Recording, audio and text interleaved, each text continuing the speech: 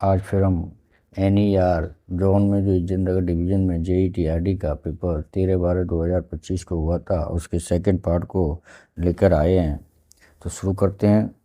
Question number 31, maximum stagger allowed at section insulator location. Section insulator location पर अधिकतम अनुमति जो स्टिगर की होती है वो कितनी होती है? तो ऑप्शन दिए हैं ±50 ±75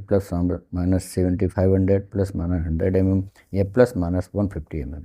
तो जो सेक्शन इंसुलेटर पर होता है वो कितना होता है? ±100 mm। ±100 mm से ज़्यादा स्टिगर नहीं होना चाहिए।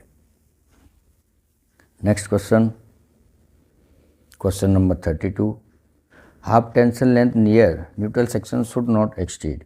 न्यूट्रल सेक्शन के पास हाफ टेंशन लेंथ की लंबाई कितनी अधिकतम होनी चाहिए? तो 300 मीटर या 400 मीटर या 500 मीटर या 600 मीटर। तो जो न्यूट्रल सेक्शन के पास हाफ टेंशन लेंथ होती है वो 600 मीटर 600 mm से ज़्यादा नहीं होनी चाहिए। तो option number D. Next question, question number 33, maximum distance supported by 2 track cantilever. जो TTC होता है वो अधिकतम कितनी दूरी तक को सपोर्ट कर सकता है? तो ऑप्शन दिए 6 मीटर या 8 मीटर या 10.5 मीटर या फिर 12 मीटर। तो इसका है 10.5 मीटर। कितना? 10.5 मीटर। आजकल नई SMI के अनुसार जो TTC है, TTC लगाने की अनुमति नहीं है। यदि ये मजबूरी में लगाया जाएगा तो इसके लिए एक स्पेशल परमिशन लेनी पड़ेगी। तो TTC के लिए कितनी अधिकतम दूरी सपोर्ट कर सकता है? तो 10.5 metre, option number C. Next question, question number 34, OHE continuity is tested using. OHE continuity की जांच किससे की जाती है? तो ऑप्शन दिए मैगर से या मल्टीमीटर से या कंटिन्यूटी टेस्टर से या फिर क्लैम्पोमीटर से। तो OHE जो उसकी कंटिन्यूटी किससे की जाती है? मैगर से, ऑप्शन नंबर ए। कौन से हो गए? Megger. Next question, question number 35, the minimum radial thickness of contact wire before replacement of main line. Contact wire को बदलने से पहले मेन लाइन में न्यूनतम जो अवशिष्ट मोटाई होनी चाहिए वो कितनी होनी चाहिए? तो 6 mm या 8.25 mm या 8 mm या फिर 9 mm। तो जो कॉन्टैक्ट वायर की मेन लाइन पर होती है वो कितनी होती है? 8.25 mm। कितनी? जब कॉन्टैक्ट वायर 8.25 mm का रह जाए तो उसे बदल देना चाहिए। और यार्ड में कितनी होती है? 8 mm। कितनी? 8 mm। Next question, question number 36, OHE में कैटनरी वायर सामान्यतः किस सामग्री का बना होता है? तो GI स्टील का या कैडमियम कॉपर का, हार्ड्रॉन कॉपर का या फिर ACSR का। तो जो कैटनरी वायर होता है वो किसका बना होता है? कैडमियम कॉपर का। और जबकि कॉन्टैक्ट वायर किसका बना होता है? हार्ड्रॉन कॉपर का। तो इसका वो ऑप्शन नंबर बी। कौन सा हुआ? Option number B. Next question, question number 37, OHE की जो फुट पेट्रोलिंग कितने दिनों बाद की जाती है? तो प्रतिदिन या पाक्षिक या फिर साप्ताहिक या मासिक। तो ये हम जानते हैं कि OHE में जो फुट पेट्रोलिंग होती है वो कितने? 15 दिन बाद होती है। तो ऑप्शन नंबर बी, फोर्टनाइटली। कौन से? 15 दिन बाद, option number B. Next question, question number 38, OHE sectioning is done in order to. OHE sectioning क्यों की जाती है? तो ऑप्शन दिए इंक्रीज वोल्टेज, वोल्टेज बढ़ाने के लिए, या इम्प्रूव अर्थिंग, अर्थिंग को बेहतर बनाने के लिए, या आइसोलेट फॉल्ट, फॉल्ट को अलग करने के लिए, या फिर रिड्यूस सैग, सैग को कम करने के लिए। तो जो सेक्शनिंग की जाती है वो किस लिए की जाती है? कि आइसोलेट फॉल्ट, फॉल्ट को अलग करने के लिए हम सेक्शन करते हैं। तो इसका होगा ऑप्शन नंबर सी। कौन सा होगा? Option number C. Next question, question number 39, lightning arrester use in OHE are of type. OHE में उपयोग किए जाने वाले जो एले होते हैं वो किस प्रकार के होते हैं? तो ऑप्शन दिए हैं जिंक ऑक्साइड के या नियोन के या कॉपर ऑक्साइड के या कार्बन के। तो जो OHE में एले प्रयोग किए जाते हैं वो कौन से होते हैं? जिंक ऑक्साइड के, ऑप्शन नंबर ए। कौन सा? Zinc oxide, option number A. Next question, question number 40, RC equipment communicate through, RC उपकरण किस माध्यम से संवाद करता है? तो ऑप्शन दिए हैं रेडियो से या कॉपर वायर से या ऑप्टिकल फाइबर से या फिर सैटेलाइट से। तो जो आरसी उपकरण होते हैं वो ऑप्टिकल फाइबर से, उनसे ऑप्टिकल फाइबर से संवाद करते हैं। Option number C. Next question, question number 41, maximum contact wire height of level crossing, जो एलसी गेट होता है उस पर कॉन्टैक्ट वायर की मिनिमम हाइट कितनी होनी चाहिए? तो 4.5 मीटर या 4.8 मीटर या 5.5 मीटर या 5.2 मीटर। तो एलसी गेट पे जो कॉन्टैक्ट वायर की हाइट होनी चाहिए वो 5.5 मीटर। Option number C. कौन सा हुआ? Option number C. Next question,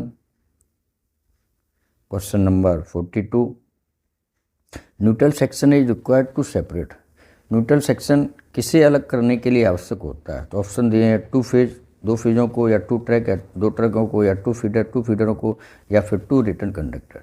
तो जो न्यूट्रल सेक्शन लगाया जाता है, जो न्यूट्रल सेक्शन होता है वो क्या हुआ, दो फेजों को अलग करने के लिए लगाया जाता है, जहाँ एसपी बने होते हैं। तो टीएसएस के बीच में जो एसपी बने होते हैं वहाँ हम क्या न्यूट्रल सेक्शन लगाते हैं। तो एक टीएसएस का एक फेज और एक टीएसएस का एक फेज, तो इन दोनों फेजों को अलग अलग रखने के लिए हम न्यूट्रल सेक्शन बनाते हैं। तो इसका वो option number A.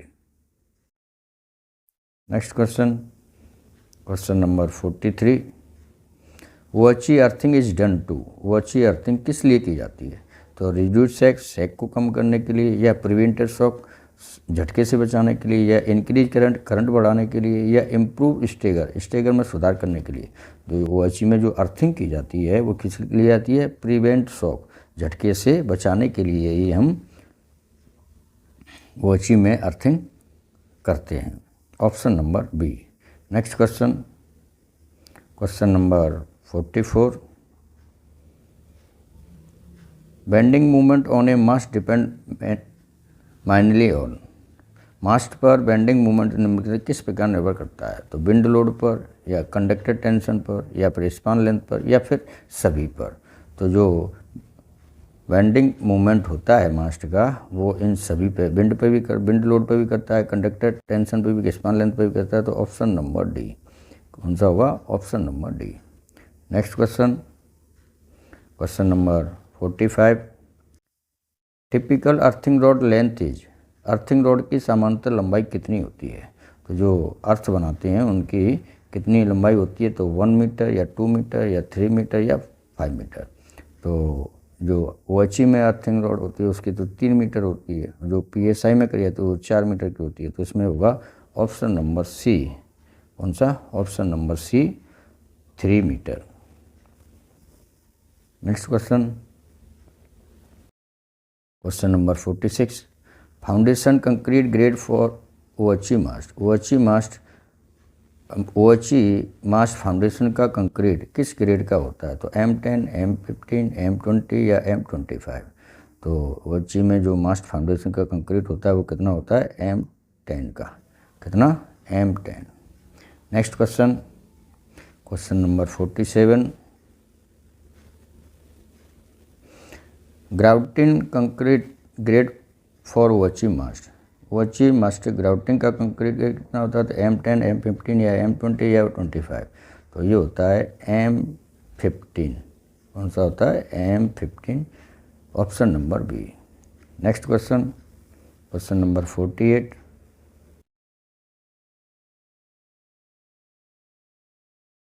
Typical presag value in OHEs, OHE में सामान्यतः प्रीसेक कितना होता है? तो 50 mm, 100 mm, 150 mm या 200 mm। तो वॉची में जो प्रीसेक दिया जाता है वो कितना होता है? 100 mm। कितना? 100 mm। Option number B. Next question, question number 41, feeder is protect by, feeder की सुरक्षा किससे की जाती है? OCR से, या EFR से, या HRC फ्यूज से, या A&B से। तो जो फीडर की प्रोटेक्ट की जाती है वो एक तो OCR से की जाती है, ये रिले होती है ओवर करंट रिले, या EFR अर्थ फुल रिले, इससे भी की जाती है। तो इसका होगा ऑप्शन नंबर डी, A और B। कौन सा? ऑप्शन नंबर डी, ए और B. Next question, question number 50। ATD auto tension device maintain constant tension using. ATD स्थिर तनाव कैसे बनाए रखता है? तो काउंटरवेट सिस्टम से, या फिर स्प्रिंग ओनली से, या लीवर मैकेनिज्म से, या पुली एंड काउंटरवेट सिस्टम। तो ATD में जो तनाव स्थिर रहता है, टेंशन, वो किसके द्वारा होता है? पुली एंड काउंटरवेट सिस्टम से। Option number D. कौन सा? Pulley counterweight system, option number D. Next question, question number 51। OH में सामान्यतः कौन सा सिस्टम उपयोग किया जाता है? DC मोटर का, या फिर AC सिंगल फेज सिस्टम का, या 3 फेज रेल्स करंट का, या फिर हाइड्रोलिक पावर का। तो जो OH में जो AC सिस्टम होता है वो कौन सा होता है? AC single phase system. कौन सा? AC single phase system, option number B. Next question, question number 52। The function of a feeder circuit breaker is to. Feeder circuit breaker का मुख्य कार्य क्या है? तो ऑप्शन दिए, इंक्रीज वोल्टेज बढ़ाना, या फिर इंटरप्ट फोल्ड करंट को बाधित करना, या फिर मेजर करंट मापना, या फिर अलाइन OH को अलाइन करना। तो जो फीडर सर्किट ब्रेकर होता है वो क्या करता है? इंटरप्ट फोल्ड करंट को बाधित करता है। तो ऑप्शन नंबर बी। कौन सा होगा? Option number B. Next question, question number 53। Stagger is provide to. Stagger क्यों दिया जाता है? तो इंक्रीज स्पीड को बढ़ाने के लिए, या रिड्यूस वोल्टेज को घटाने के लिए, या avoid grouping of pantograph step के ग्रुपिंग को रोकने के लिए, या फिर सपोर्ट ड्रॉपरों को सपोर्ट करने के लिए। तो जो OH में स्टेगर दिया जाता है वो किस लिए जाता है? Avoid grouping of pantograph step के ग्रुपिंग को रोकने के लिए ही हम कॉन्टैक्ट वायर में स्टेगर देती हैं। तो ऑप्शन नंबर सी। कौन सा? Option number C. Next question, question number 54। The pantograph collect current from. Pantograph current कहाँ से लेता है? रेल से, या मास्ट से, या अर्थ से, या कॉन्टैक्ट वायर। तो ये किसका हुआ? कॉन्टैक्ट वायर से, ऑप्शन नंबर डी। क्योंकि जो पेंटोग्राफ होता है वो पेंटोग्राफ किसके नीचे चलता है, किसको टच करके चलता है? कॉन्टैक्ट वायर को। तो ये करंट कहाँ से लेगा? कॉन्टैक्ट वायर से। तो option number D. Next question, question number 55। Flash over risk increase when. Flash over का खतरा कब बढ़ता है? वायर इज क्लीन, जब वायर साफ हो, या फिर इंसुलेटर इज पॉल्यूटेड, इंसुलेटर प्रदूषित हो, या स्पीड हाई हो, या फिर वोल्टेज लो वोल्टेज हो। तो फ्लैश ओवर, इंसुलेटर में फ्लैश ओवर कब बढ़ता है? जब इंसुलेटर प्रदूषित हो, मतलब इंसुलेटर इज पॉल्यूटेड, इंसुलेटर प्रदूषित हो, गंदे हों, तो फ्लैश ओवर का खतरा ज़्यादा बढ़ता है। तो option number B. Next question, question number 56। The standard OH bar size contact wire का जो मानक आकार होता है वो कितना होता है? तो 85 स्क्वायर mm, या 107 स्क्वायर mm, या 50 स्क्वायर mm, या 225 स्क्वायर mm। तो जो कॉन्टैक्ट वायर होता है वो 107 square mm, option number B. कौन सा? Option number B. Next question, question number 57।